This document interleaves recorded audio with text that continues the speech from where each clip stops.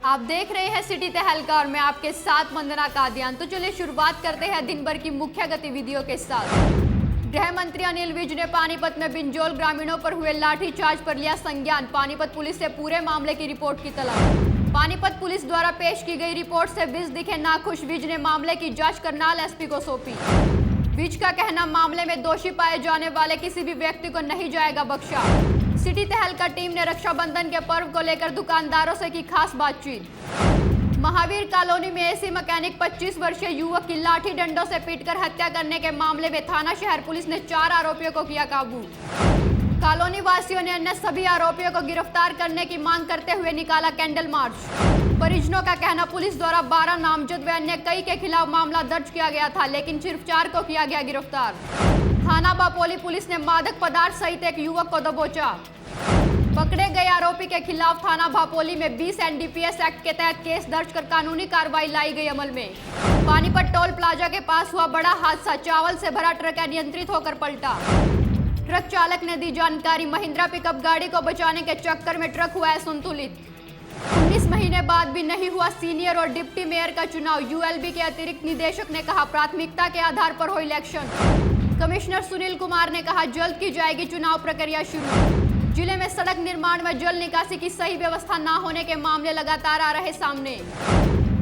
संभालका क्षेत्र के नारायणा रोड से लेकर कई कॉलोनियों में जाने वाली सड़क का निर्माण न होने के कारण लोगों को करना पड़ रहा भारी परेशानियों का सामना।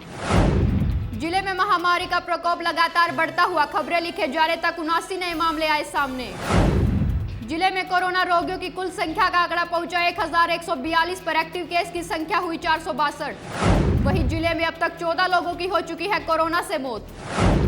आइए अब दिखाते हैं खबरें विस्तार से।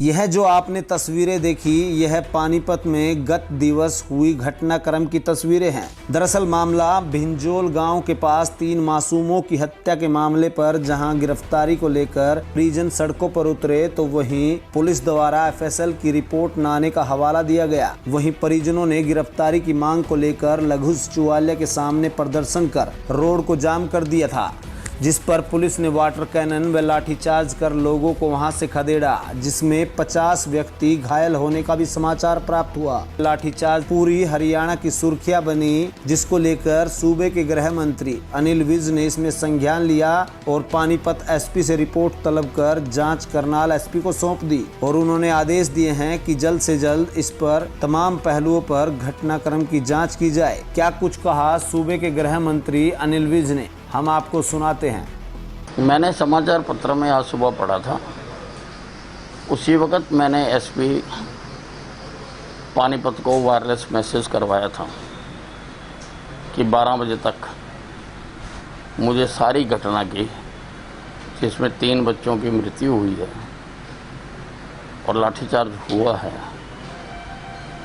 सारी रिपोर्ट मुझको भेजी।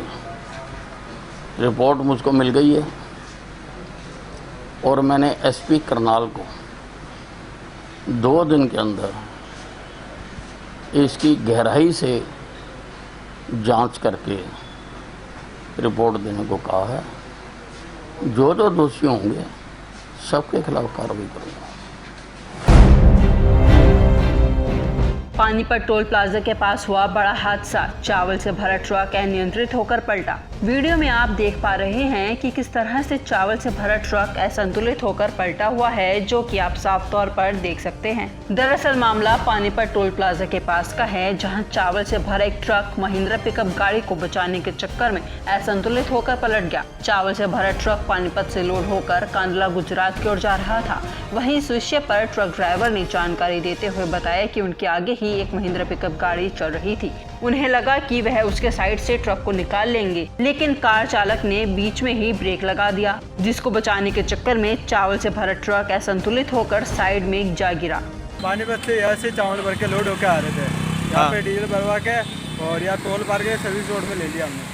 तो हम आ रहे थे, आगे पिकअप चल रही थी, एक गाड़ी चल रही थी, वो स्पीड पे चल रहा था। हमने सोचा साइड में से निकाल लेंगे, और उसने एकदम बीच में लेके ब्रेक ले लिए।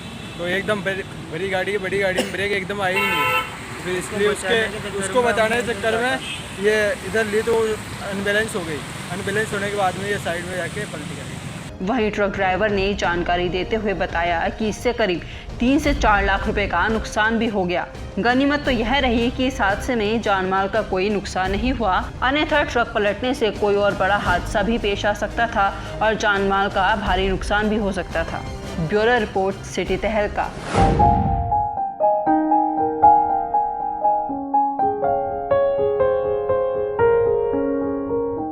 तो जैसा कि आप जानते हैं, सावन के महीने के साथ त्योहारों का सिलसिला भी शुरू हो जाता है।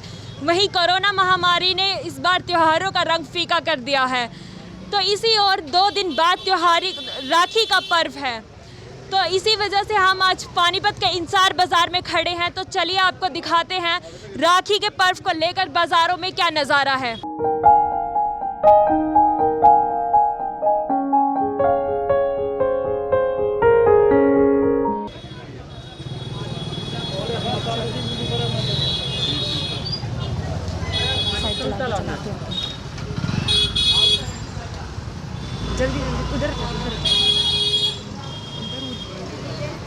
हाँ, औरतें राखी भी खरीदेंगे।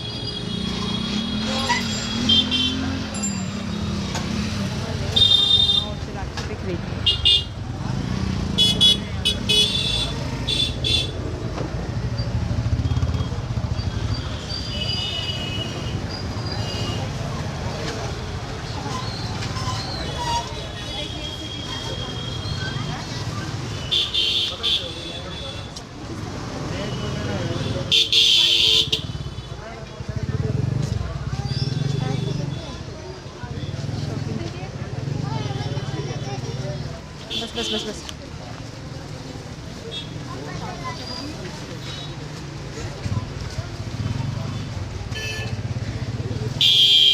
तो जैसा कि आप देख सकते हैं, इस बार बाज़ारों में भी बहुत कम भीड़ देखने को मिल रही है। पिछले वर्ष के मुताबिक इस बार औरतें बाज़ारों में बहुत कम खरीदारी करने आई हैं। तो चलिए आइए वहीं शुरुआत करते हैं, कुछ दुकानदारों से बात करते हैं कि इस बार राखी के पर्व को लेकर उनका क्या मानना है। वहीं बात करते हैं कुछ दुकानदारों से। आपका नाम? मोहित। तो मोहित जी, आप एक बात है, जैसे आप जानते हैं कि चाइना के माल को बायकॉट कर दिया है, तो इस बार राखियाँ भी क्या चाइना के सामान की माल की है? चाइना की तो राखी आ ही नहीं रही। सबसे बड़ी बात है अहमदाबाद, गुजरात और आपका कलकत्ता, दिल्ली, कुछ पानीपत में जो बन रही हैं, करनाल, यहाँ की सबकी राखी यहीं बिक रही हैं। तो जैसे पहले अब चाइना के माल की राखी आती थी, तो उसको लेकर आपका कोई नुकसान या फिर कुछ? ना, ऐसा कुछ नहीं है। अपना को इस चीज़ में ही बेनिफिट है। अपना स्वदेशी माल बेचेंगे, सबसे अच्छा रहेंगे। तो औरतें जो है कि क्या वो मतलब जब पहले चाइना की राखी आती थी, जो क्या वो उनकी दोबारा डिमांड करती हैं? नहीं। कलकत्ता राखी, अहमदाबाद राखी, सब राखियाँ यहीं की ही चल रही हैं। कोई भी राखी ऐसी नहीं है जो आपको ये चाइनीज़ है। तो चलिए आइए बात करते हैं बाजार में कुछ खरीदने आई युवतियों से। एक तरफ जहाँ कोरोना महामारी, वहीं दूसरी तरफ राखी का पर्व, इस पर आपका क्या कहना है? इस पे जैसे कि हम पहले जैसे त्योहारों को मनाया जाता था, रक्षाबंधन जैसे और भी त्योहारों को, पर अब इस बार ऐसा कुछ भी नहीं है कि बाजारों से हमें ज़्यादातर दूरियां बना के रखनी पड़ती है, ना पैर छू सकते हैं ना अच्छे से सेलिब्रेट कर सकते हैं। इसकी वजह से हमें थोड़ी प्रॉब्लम हो सकती है, इसकी वजह से अच्छे से राखी नहीं हो पाई इस बार। तो जैसा कि आपने देखा कि सब चाइना के सामान को, चाइना के माल को बायकॉट कर रहे हैं, और वहीं दूसरी तरफ महामारी के चलते अपने त्यौहार पर अच्छे तरह से इसको सेलिब्रेट नहीं कर पा रहे हैं। मैं प्रिया शांडिल्य, सिटी तहलका, पानीपत।